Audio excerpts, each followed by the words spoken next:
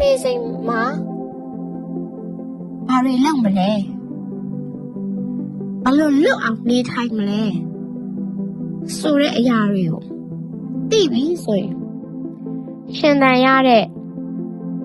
သုံးပုံပုံနှစ်ပုံလောက်ကတတ်တာတယ်အဲ့လိုတတ်တာစေချင်တာလူတွေကိုအဲ့ဒီအတွက်ကြောင့်ဒီလိုမျိုးအကြောင်းအရာတွေပြောတာ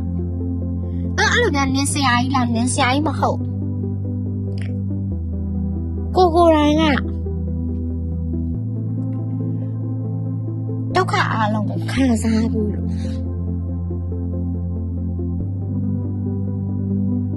ကိုယ်တိုင်ကကိုဒုက္ခပေးတဲ့လူကိုဖြစ်နေတာ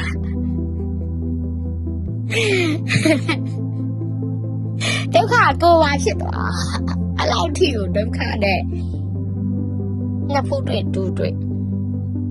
ကြုံလုံခဲ့ရတဲ့အခါ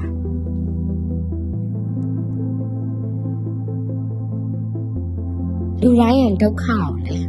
ကိုချင်းစာမိတယ်အဲ့ဒါလေးတော့ပို့ပြီးမေတ္တာစိစေခြင်းလားဒါကြောင့်အဲ့ဒါလေးပေါ်လာမေတ္တာရှိမယ်လူတွေပေါ်မှာလည်းမေတ္တာချင်းချင်းထားနိုင်မယ်ဆိုရင်တော့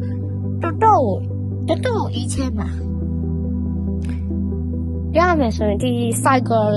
we your life လို့ခေါ်တဲ့ဒီ cycle ပေါ့နော်ရမယ်ဆိုရင်တော့တန်တရားပေါ့စောင်းဝန်းပေါ့